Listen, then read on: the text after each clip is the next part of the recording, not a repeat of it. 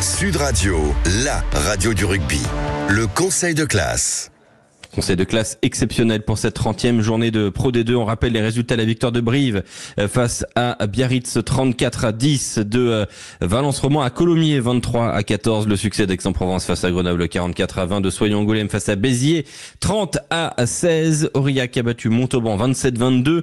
Mont-de-Marsan s'est imposé face à Rouen à l'ultime seconde 38-31. Agen a battu Vannes 27-22. Nevers s'est imposé face à Dax 35-23 au classement. Eh bien, Aix-en-Provence et Vannes attendent en demi-finale. Béziers affrontera, et recevra d'ailleurs Brive du côté donc du stade Raoul Barrière pour le barrage à domicile. Grenoble attend Dax, et puis en bas du classement, Montauban et barragiste Rouen et Lanterne Rouge. Mais c'est vrai que cette soirée, elle était exceptionnelle. Revivez ce qui s'est passé en fin de multiplex avant de faire ce conseil de classe. D'abord les émotions. Les coachs tout le monde est sur les téléphones. Ah bah là Montauban et Lanterne Rouge. Incroyable, Montauban et Lanterne Rouge. Et forcément on a les yeux rivés sur ce qu'il y a entre Mont-de-Marsan et Rouen. Mais d'abord il y a un essai à Aix. Exactement Alex, je ne sais pas vous couper tant c'est important cette lutte au maintien. Mais Aix qui se détache une nouvelle fois grâce à un essai. Et 24-0 en deuxième période pour les Aixois face à des Grenoblois en perdition à 14-15 après le carton rouge à Madrid. Et ça veut donc dire que Aix va terminer premier de cette phase régulière. Montauban est derrière la ligne et l'essai est sifflé par Mathieu Noireau, l'arbitre de la rencontre. Pour l'instant tout le monde est sur son téléphone, on ne sait pas qui a marqué du côté de Montauban. Et l'essai est marqué par, me semble-t-il, Lewis Bean. Il vient peut-être offrir un dernier espoir, offrir un dernier espoir de bonus défensif. C'est rapidement transformé par Jérôme Bossiel, ça passe, 27-22. Il reste 3 secondes à jouer entre Aurillac et Montauban, 27-22. Un dernier espoir pour aller chercher donc là, le barrage. Attends, le maintien. Montauban est en barrage. Ça fait 51 pour Montauban, et ça fait 50 pour Rouen. C'est ça, parce qu'il y a un match nul à l'heure actuelle entre Rouen et Mont-de-Marsan. Ouais. Victoire d'Aurillac 27-22 à la 82e minute. Ça en est fini, bonus défensif pour l'instant pour Montauban et tout le monde est déjà sur les téléphones. Il y a le bonus défensif de Montauban qui les sauve pour le moment. Rouen doit faire mieux qu'un match nul. 31 partout, vous entendez la sirène. Après 2400 minutes, tout va se jouer. Est-ce que Montauban va encore se sauver à la dernière seconde? Si on rappelle, vous êtes sur Sud Radio, sur la radio du rugby. Si Rouen ne marque que ne serait-ce qu'une pénalité, Rouen ne sera pas relégué ce soir. S'il n'y a rien d'autre qu'un match nul, Rouen sera relégué dans quelques instants. Et cette mêlée, la mêlée d'une saison pour les piliers rouennais, pour la première ligne, pour tout le pack rouennais, la mêlée d'une saison, la mêlée d'une vie pour sauver un club. C'est maintenant qu'il faut pousser côté rouennais. Ils avaient obtenu une pénalité sur la mêlée précédente de l'introduction. Pour Vialard, les rouennais qui poussent, ce que va dire pénalité pour Rouen. Pénalité pour Rouen. Pénalité pour Rouen. Alors elle est difficile pour Franck Pourteau. Mais là on est en train de vivre un grand moment. Faut-il la prendre ou faut-il aller en pénal touche? C'est la question parce qu'elle est très difficile. Elle est très difficile. Les poteaux pour Franck Pourteau. Franck Pourteau, 81e minute. Après donc 2401 minutes dans une saison de Pro D2. C'est le destin d'une équipe, de deux équipes, Montauban et Rouen, qui se jouent désormais sur un simple coup de pied.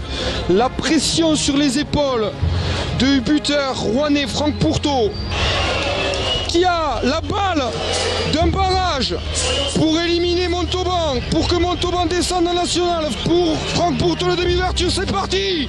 Et ça va passer à droite. Mais les Montois relancent. Et le ballon de relance, Ramoto Taboua qui va accélérer. Ramoto Taboua qui va mettre les cannes. Et Ramoto Taboua, le triplé entre les poteaux qui condamne Rouen à la nationale. C'est terminé. Mont-de-Marsan s'impose. Ce soir, les Rouennais sont à terre. Et c'est Mont-de-Marsan qui sourit. Mais Mont-de-Marsan ne se qualifiera pas ce soir. Et c'est incroyable. Ça donne le point de bonus. Offensif à Nevers qui va aller arracher une place si jamais Brive ne marque pas un nouvel essai dans ce match. Ils sont fous les Neversois. Ils sont en train de sauter dans tous les sens. Et on va tout de suite à Brive, Lucien Gasparac. Brive a 3 essais à 1. Si Brive va chercher le bonus offensif, c'est Brive en phase finale. S'il n'y a pas cet essai, eh bien ce sera Nevers. C'est maintenant. Les 15 Corésiens qui vont se mettre dans le maul. Il est inarrêtable ce maul corésien, ce maul blanc et noir. Est-ce qu'ils vont y aller? et l'essai corrézien inscrit sûrement par Benjamin Boudon, l'essai du bonus offensif qui envoie Brive en phase finale. Ils rejoignent le top 6. Les Corésiens, quel effort! C'est toute la Corrèze qui a poussé, c'est tout le stade Amédée Domenech, ils ont poussé à 15 les Corésiens. Si vous nous rejoignez sur Sud Radio, eh bien vous l'avez compris, hein, ce championnat il est fou, il faudrait des mi-temps de 90 minutes pour qu'on prenne des décisions dans les temps, parce que là ce qui vient de se passer, des saisons ont basculé à la 85e, à la 88e, hein. Je ne rigole pas. Ouais, c'est extraordinaire hier. Merci Quentin Cavanis pour le montage. Donc on va faire les avertissements, les compliments et les félicitations. 3 catégories, ils sont 2 à choisir aujourd'hui. Clément Combe et Quentin Cavanis. On attaque par les avertissements. Tu vas te rendre impopulaire, tu sais. Le gendarme c'est l'ordre et l'ordre c'est toujours impopulaire, les gardes à vous. Avertissement. Il faut souvent aboyer, parfois mordre, mais toujours se faire craindre. Mais il arrive un jour où son peuple n'y croit plus. Toujours un excellent cruchot de signer Quentin Cavanis. Avertissement à qui, Clément Combe? Avertissement à Béziers. Avertissement à Béziers parce que c'est un match dont on a très peu parlé hier dans le multiplex, puisque c'était un des matchs où il y avait le moins d'enjeux. Mais ils ont perdu à Soyons-Angoulême 30-16 sans bonus et sans montrer grand chose malheureusement. Donc attention, parce qu'à une semaine de recevoir Brive en barrage à Roule-Barrière, Brive qui est allé chercher sa qualification, on vient l'entendre à l'arraché. Attention pour Béziers. Ouais, voilà notre professeur principal Clément Combe qui met Béziers en avertissement. Quentin Cavanis, autre professeur principal qui est d'accord en plus. Bon bah on enchaîne. Rien d'autre à ajouter, Quentin? Non, je disais que Béziers a eu beaucoup de chance hier de pas perdre la réception à domicile grâce aux résultats des autres notamment. Réception à domicile, pléonasme. Donc de notre ami Quentin Cavanis qui est professeur principal mais pas de français apparemment. On bascule au compliment. C'est merveilleux. Oh, que je suis contente. Compliment. Ça sent bon de là-bas. Hein. Douceur et subtilité. Pas mal. Redresse la tête. Souris. C'est parfait. Compliment à Aix-en-Provence, Quentin Cavanis. Ouais, pour ce c'est là que ça va devenir drôle. Pour ce large succès face à une équipe de Grenoble qui était plutôt très en forme en cette fin de saison, et Aix-en-Provence qui, grâce à ce succès, termine seul leader avec 6 points d'avance sur le deuxième van. Voilà, c'est pour ça que je tenais à les complimenter, les Aixois. Les Aixois, donc, eh bien, qui récoltent donc ce compliment. Clément Combe, compliment à qui? À Brive. Compliment à Brive parce qu'ils sont allés chercher cette qualification. Bah oui, tu vois, ils sont allés chercher cette qualification à l'arraché à Amédée Domenech avec ce bonus, cet essai du bonus offensif.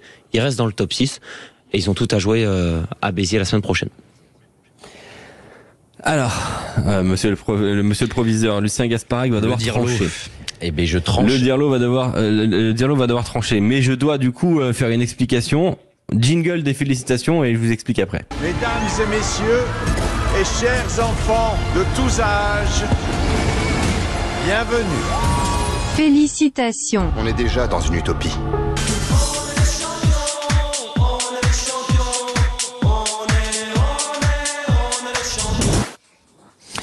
Oui, parce que Quentin Cavanis a choisi Aix-en-Provence en compliment, mais Brive en félicitations. Et Clément Combe a choisi Brive en compliment et Aix-en-Provence en félicitations. C'est donc monsieur le proviseur, monsieur Gasparac, qui va devoir trancher. Qui ira en félicitations, qui ira en compliment? Monsieur le proviseur, bonsoir à nouveau. Lourde décision à l'issue de cette 30e journée de Pro D2. La décision est lourde, mais logique, selon moi. Les compliments, ce sera pour Aix-en-Provence. Les félicitations pour Brive. Explication, voilà, parce que j'ai commenté le match de Brive hier. Voilà, J'en étais sûr qu'il allait la sortir.